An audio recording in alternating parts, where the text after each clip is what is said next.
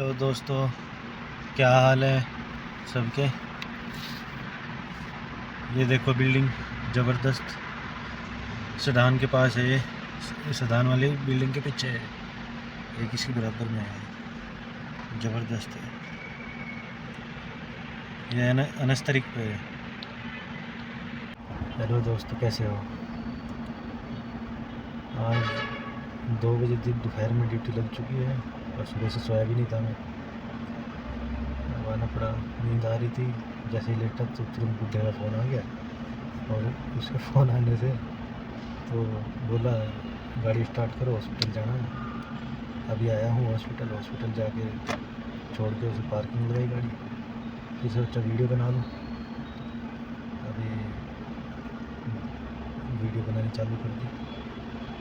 दोस्तों, चैनल नया है मेरा, इसे सपोर्ट करो, सब्सक्राइब करो, लाइक करो, शेयर करो एंड कमेंट करो। दोस्तों, आपसे बहुत रिक्वेस्ट है, मेरे चैनल को सपोर्ट करो, क्योंकि मेरे सब्सक्राइब बहुत कम है। फेसबुक पे देख रहे हो तो वहाँ भी बहुत कम है, वहाँ भी फॉलो करो। और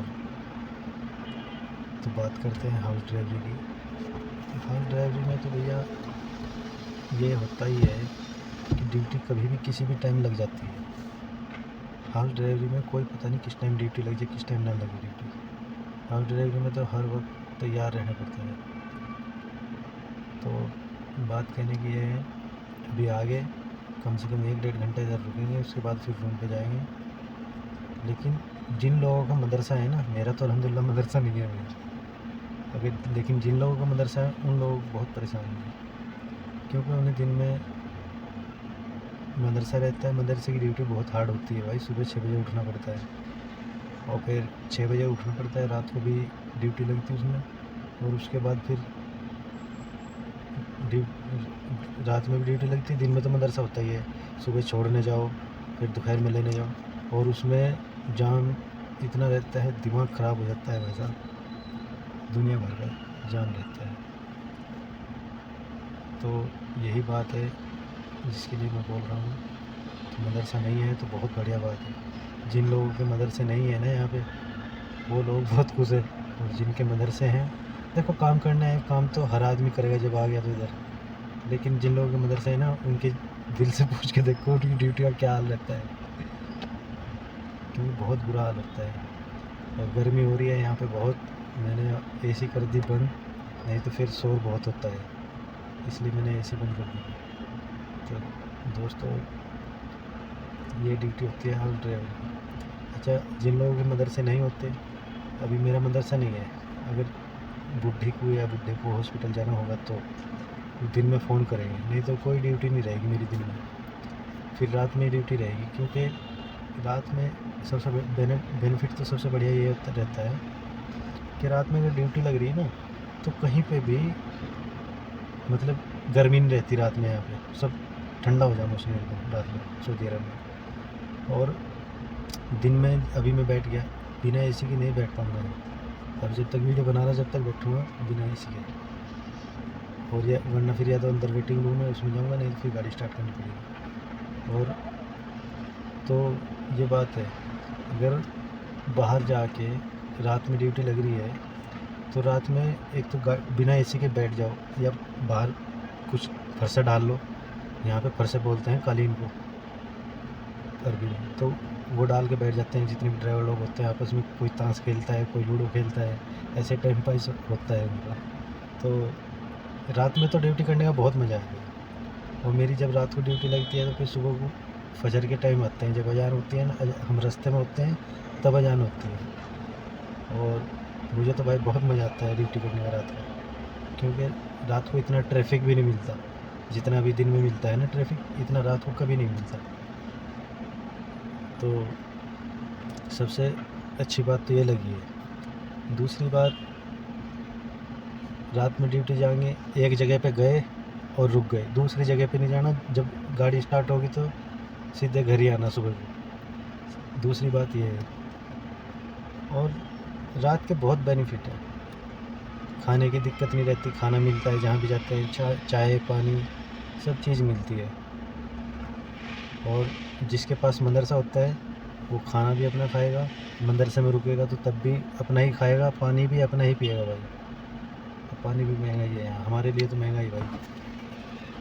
ये 1 रियाल की बोतल है भाई, 1 रियाल की, और इसे एक बार में पी लेगा आदमी।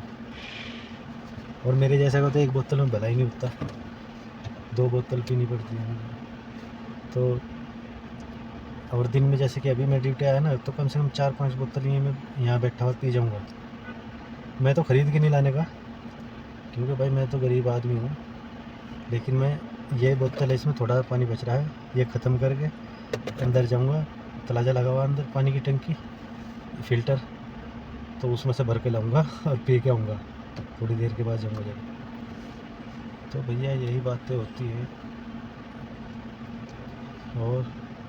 और सबसे सही रहती है रात की ड्यूटी, दिन में तो मज़ा नहीं आता। दिन में तो बहुत ट्रैफिक रहता है, किधर भी निकल जाओ, रियाद में तो बहुत ट्रैफिक है, हर तरफ जाम ही जाम है। और रात में इतना जाम नहीं मिलता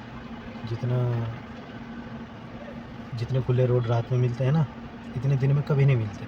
हाँ, जब मदरसे बंद रहते हैं, जैसे छुट्टी वाले दिन होते हैं, जुमा और शनिवार को बंद रहते हैं हमेशा मदरसे, यहाँ की 2 दिन की छुट्टी पड़ती है ना हफ्ते की, तो तब तो इतना जाम नहीं मिलने का। और जब मदरसे भी खुलेंगे, छुट्टी नहीं होती, सरकारी छुट्टी नहीं होती ना कोई, जब तब फिर मदरसे भी खुल जाएंगे और जो ड्यूटी वाले लोग हैं वो भी जाएंगे, तो फिर बहुत जाम हो जाएगा। तो ये बात है भाई दोस्तों। तो गर्मी बहुत है भाई दोस्तों, बहुत ज़्यादा गर्मी है सऊदी अरब के रियाद में तो। और अच्छा, जो लोग सऊदी अरब में आना चाहते हैं उन लोगों के लिए यह सलाह है मेरी तरफ से, अगर इंडिया में 20,000 रुपये कमा रहे हैं ना इंडिया के अंदर, तो फिर तो ठीक है, क्योंकि यहाँ पे आने के बाद भी वही 20,000 ही कमा पाओगे, समझिए। क्योंकि 1500 या 1400 रुपये स्टार्टिंग में तनख्वाह होती है भाई, और जब इतनी तनख्वाह होगी स्टार्टिंग में, तो आदमी फ़िलहाल यहाँ भी 15% टैक्स है हर चीज़ पे, यानी कि महंगाई है यहाँ भी। जब से कोरोना ख़त्म हुआ ना, उसके बाद यहाँ भी 15% टैक्स लग गया था, और मतलब महंगाई है। तो जब कितना बचाएगा, 1500 रुपये अगर किसी की तनख्वाह है, तो उसमें से 400 रियाल तो कम से कम महीने के निकाल लेगा आदमी अपने। और जब 400 रियाल निकालोगे तो आपको 1100 रियाल बचेंगे 1500 में से, 11 दूनी 22,000 पड़ेंगे। आप 20,000 की नौकरी छोड़ के आओगे 22,000 के लिए, घर को से दूर हो जाओगे, तो फ़ायदा नहीं है ना। हाँ, जो 20,000 से नीचे से कमा रहे और घर की कोई टेंशन नहीं है आने से, उनके लिए तो बेनिफिट है, वो तो आके इधर परमानेंट करेंगे काम, तब भी कोई दिक्कत नहीं है, समझिए। यही बात है भाई, गर्मी बहुत हो रही है क्योंकि मैंने एसी कर रखी बंद। और लेकिन जब आदमी पुराना होता चला जाए ना, तो फिर तो तनख्वाह बढ़ जाए। अभी मेरी 2,000 रियाल तनख्वाह है, मेरी भी स्टार्टिंग में 1500 थी, फिर इसी तरह बढ़ती चली गई। मैंने तीसरा सफ़र है मेरा ये, और तीसरे सफ़र में मैंने 2,000 रुपये की तनख्वाह कर ली, 2,000 रियाल। और 2,000 रियाल में मैं उसमें से खर्चा निकाल के अभी मेरे ज़्यादा 30,000 तो घर चले जाएंगे कम से कम। मतलब अगर मैं 1500 भेजूँगा तो मेरे 30,000 से ऊपर ही जाएंगे, समझ रहे हो आप बात। तो ये बात है। और यहाँ पे आके अगर हमें 30,000 घर भी नहीं भेज रहे, तो फिर क्या फ़ायदा। क्यों भाई, कितना ही छोटा परिवार हो तो 10,000 रुपये तो इंडिया में भी खर्च हो जाएंगे। इंडिया के अंदर कितना ही कम खर्चा करके 10,000 मिनिमम मान के चलो, 10,000 रुपये घर के लिए खर्चे के, क्योंकि उसमें आप आदमी की, बच्चों की दवा दारू भी रहती है। और इतना खर्चा अगर आदमी 20 ना बचे फिर भी, तो फिर फ़ायदा क्या है। तो यही बात होती है सर। और भाई जो कमाने वाले हैं वो इधर भी बहुत ज़्यादा भी कमा रहे हैं। और मेरे 3 दोस्त हैं यहाँ पे जो मेरे पास में रहते हैं, उन 2 दोस्त की बात बता रहा मैं पहले आपको। उन एक की तनख्वाह है उसे 6 साल हो चुके हैं यहाँ पे, 7वां साल लग रहा है, और 7 साल में एक बार सफ़र गया है वो 4 महीने के लिए, उसमें ही वो शादी करा के आ गया। पहली गलती तो यह है उसकी। और दूसरी गलती उसकी अभी तक 1700 रुपये तनख्वाह हुई है 6 साल के अंदर, यानी कि 7वां साल लग गया उसको यहाँ पे एक ही घर में, और उसकी तनख्वाह है 1700 रुपये, और 600-700 रुपये की उसका अपना महीने का खर्चा है, 1 मंथ का, 1 महीने का। जब आदमी इतना खर्चा करेगा तो घर क्या भेज देगा भाई फिर, बताओ मुझे। तो जब वो 600-700 रुपये निकाल देगा तो 1000 रियाल बचेंगे उसके, 600 निकाल दी तो, या 500 निकाल दिए तो उसके 1200 बचे। अब भाई साहब के 1200 में से क्या बनेगा भाई उसका। अभी तो रेट ठीक ठाक चल रहा है, लेकिन पहले तो कम था, बस वही भी 24-25 हज़ार रुपये बनेंगे, इससे ऊपर नहीं बनेंगे। 24-25 हज़ार ही बनेंगे, इससे ऊपर नहीं बनेंगे उसके। अब दूसरे दोस्त की सुनो, भाई साहब गए थे, अभी छुट्टी अभी आया, वो 2-4 दिन हो गए उसे आए हुए छुट्टी से, तो उसने 2 साल 2 महीने काटे यहाँ पे। अभी वो जब आया तो कोई तनख्वाह की बात नहीं करी उसने। अभी बोल रहा था यार मैंने तनख्वाह की बात नहीं करी, अभी पता नहीं क्या होगा। 1500 उसकी तनख्वाह थी पहले, अगर बढ़ा के नहीं दी तो अब क्या होगा, मैं घर भी नहीं जा सकता, घर पे परेशानी है। तो ये गलती तो आदमी खुद करता है। और खर्चा दोनों की बात है, वो तम्बाकू खाते हैं रगड़ने वाला, एक पुड़िया 1 हफ्ते में चलती है, और 20 रियाल की एक पुड़िया है वो। ये मतलब 2-3 दिन ही चलाते हैं एक पुड़िया को, और 20 रियाल की है वो। महीने में 5 मान लो उनकी पुड़िया, 5 पुड़िया, 100 रियाल तो तम्बाकू में खा गए। और फिर अलग से एक गुटखा आता है, पता नहीं 2 रियाल के 3 या ऐसे करके मिलता है, क्योंकि मैं तो खाता नहीं, मुझे पता नहीं इस चीज़ का, लेकिन इस तरह मिलते हैं हमें। तो जब वो गुटखे खाते हैं तो 100 रियाल उसके पकड़ लो, 200 हो गए, और 200 में से 300 खाने का खर्चा। और फिर आदमी जैसे कि अभी मैं ड्यूटी आया हुआ, इस तरह ड्यूटी मीटिंग में आता है ना, तो बाज़ी दफ़ा खाना भी अपने पैसे से खाना पड़ता है, वो भी ज़्यादा नहीं, 100 रियाल तो लगा लो वो भी। तो जी 600 रुपये ये हो गए, तनख्वाह उसकी 1500, बचे कितने, 900। लेकिन उसकी शादी नहीं हुई। अब जब 1500 बचे, 1500 में से 600 निकाल दे, 900 रुपये बचे, 900 में से क्या कमा लेगा वो, बताओ। जब 900 में से क्या कमा लेगा बताओ मुझे।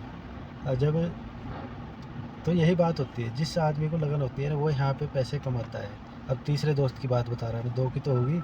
जो तीसरा दोस्त है मेरा, उसकी तनख्वाह, वो जब मैं आया था तो वो भी उसी टाइम आया था, 2020 में मैं आया था मार्च में, और 2020 में ही वो आया था। और जब मैं आया था ना, तो मेरे से एक महीने का अंतर रहा था हमारे अंदर दोनों के, आगे पीछे का। तो उसकी भी 1500 थी और मेरी 1500 थी, लेकिन मेरे को खर्चा घर से मिल जाता है यहाँ से। और वो लड़का जब से आया तो वो दूसरी जगह मेहनत करता है, गाड़ियाँ धोता है इधर उधर की। तो 500-600 रुपये का काम महीने का अलग से कमाता है बंदा, और उसका खर्चा 200 रियाल है एक महीने का, एक बंदे का उसका अकेले का। जब 200 रियाल का वो खर्चा कर रहा है तो 1500 की तनख्वाह है उसकी, 1500 एक्स्ट्रा काम करता है वो, तो कितने हो गए, 2000 में से उसने 200 रुपये निकाल दिए, 1800 बचे, 1800 रुपये घर भेज जाएगा तो उसके कितने गए, 37,000 महीने के। जब 37,000 गए तो लगन ही से कहते हैं। हालांकि वो गुटखा खाता था, जब उसे लगा ये तो बहुत महंगा यार, इंडिया का एक गुटखा 200 रुपये का बैठ रहा, तो उसने छोड़ दिया वो। तो उसने गुटखा वो छोड़ दिया, और जब उसने गुटखा छोड़ दिया तो फिर अपना मेहनत पर लग गया। वो मेहनत कर रहा है अपनी, बढ़िया कमाता है, हमें बोलता है ये कर लो वो कर लो, लेकिन हम नहीं करते भाई, क्योंकि थोड़ा डर लगता है हमें भाई, हम लोग ठहरे गरीब आदमी। तो भैया ये बातें होती है सारी, और जिनको करना है वो यहाँ भी करेंगे और इंडिया के अंदर भी करेंगे, और जिनको नहीं करना वो ना इंडिया में करते ना यहाँ करते। यहाँ बहुत से ऐसे आदमी देखे मैंने, ऐसे ड्राइवर देखे जो यहाँ कमा के भी पूरे पैसे घर नहीं भेजते, यहाँ अय्याशी में उड़ा देते हैं। जो वीरान है ना इंडिया के अंदर, उन्हीं की बात कर रहा हूँ मैं यहाँ। जो वो लोग भी यहाँ पे भी आके वही काम करते जो अपने इंडिया में करते। जब भाई इतनी दूर आए हो, कम से कम अपने घर वालों के बारे में या अपने भविष्य के बारे में सोचो, कम से कम कुछ तो सोचो। अब थोड़ी सी बात करते हैं ड्राइवरी में कैसे आएंगे। तो जी अब बात कर लेते हैं हाउस ड्राइवरी में कैसे आएंगे। तो मैं बताता हूँ भाई, हाउस ड्राइवरी में आना बहुत आसान है सऊदी अरब में, और कहीं क्या तो मैं कहता नहीं भाई, क्योंकि वैसे तो गल्फ़ में कहीं भी आ जाओ, जितनी भी अरब कंट्री है बहुत आसान है। क्योंकि ये हाउस ड्राइवरी में तो हारिस में हाउस ड्राइवरी में या क्लीनिंग की जॉब, इसमें कोई डिप्लोमा नहीं मांगता। इसमें तो बस आदमी मेडिकल लगेगा, बस कोई पढ़ा लिखा है या अनपढ़ है इससे कोई मतलब नहीं, ना तो काम कराना बस।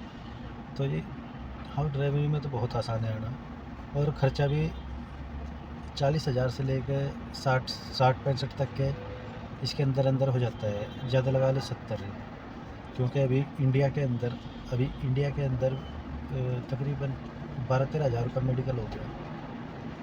तो जो मेडिकल महंगा हो गया ना, तो उसकी वजह से पैसे बढ़ जाते हैं फिर, तो इसलिए वो महंगा हो जाता है फिर। खैर, आना किस तरह है वो तरीका बताता हूँ। अब जब आप पासपोर्ट बनवाओगे, पासपोर्ट आपका आ गया, तो किसी अच्छे एजेंट को पकड़ो जो आपकी नज़र में या किसी की और की यार दोस्त की रिश्तेदार की नॉलेज में हो कोई अच्छा आदमी। क्योंकि भाई फ्रॉड बहुत होता है लोगों के साथ। मैं बहुत वीडियो देखता हूँ रोते हुए कि हमने 1 लाख दे दिए, 1.5 लाख दे दिए, लोग परेशान हो जाएं, फिर परेशान होने के बाद क्या हो, कुछ भी नहीं। तो इससे बेहतर तो यह आदमी पहले ही ऐसा आदमी ढूंढो जो कोई अपना फ़ायदा करे। क्यों, जितने पैसे मैंने बताए हैं पैसा उतना ही लगता है यहाँ आने में, इससे ज़्यादा नहीं लगता पैसा। 60 के और 70 के बीच में ही हो जाता है हाउस ड्राइवर का काम, हारिस का भी, इनमें इतना ही हो जाता है। अगर वीज़ा कहीं से फ्री मिल गया ना, मतलब किसी यार दोस्त से बात करके ले ली, फ्री वीज़ा मिल गया, उसमें टिकट भी फ्री मिल जाए 22 दफ़ा, तो फिर मान के चलो 20,000 का खर्चा बस। अगर तुम दिल्ली ऑफिस से लोगे तो भाई वो तो 1-1.5 लाख रुपए तार देंगे। रिटर्न का 40-50 हज़ार में हो जाएगा। जो लोग सऊदी आए हुए हैं उन लोगों का हो जाएगा आसान काम। उन लोगों को तो खैर नॉलेज हो जाती है, 2 साल रह के जाते हैं जब, तो इतनी नॉलेज हो जाती है। तो बात हो रही थी नए आदमी की, तो नया आदमी भाई दिल्ली ऑफिस से भी चलेगा, तब भी अपना हमेशा ध्यान रखे कोई यार दोस्त अरबी बोलने वाला हो या इंग्लिश बोलने वाला हो, उसकी अरबी से डायरेक्ट बात कराओ पहले, तब वीज़ा स्टैम्प कराओ। वरना भैया बहुत फ्रॉड होता है, इस फ्रॉड से बचो भाई। बाद में फिर रोते हैं यहाँ आके ये कर दिया वो कर दिया, काम इसने कुछ और बताया था, यहाँ मेरे को गाड़ी चलवा रहा है। तो भैया ये बातें होती हैं, थोड़ा अपना दिमाग पे जोर दो और अच्छा कपिल ढूंढो, कोई अच्छे ऑफिस ढूंढो, तो काम में मज़ा आएगा फिर, और पैसा भेजोगे दबा के हर महीने का नहीं यहाँ पता चलता भाई। 1 महीना तो यहाँ आया था रे, ऐसा लगे 2 दिन के बाद महीना आ गया, समझिए। तो भाई बात ये है सारी, कोई दिक्कत वाली बात नहीं है। आप लोग आओगे देखोगे तो इंशाल्लाह आप कामयाब रहोगे। लेकिन हाँ, जो 20,000 से नीचे कमा रहे हैं ना, वही लोग इधर आए।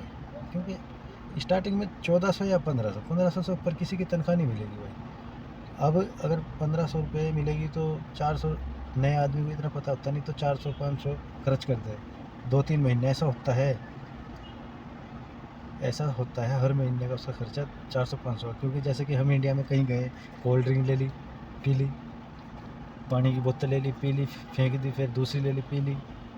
तो जब तक उसकी समझ में नहीं आएगा ना ये रियाल खर्च कर रहा मैं यहाँ, ये इंडियन रुपीज़ नहीं है, जब वो समझेगा ना हाँ ये रियाल है, तो फिर वो कंट्रोल में आता चला जाएगा ऑटोमेटिक।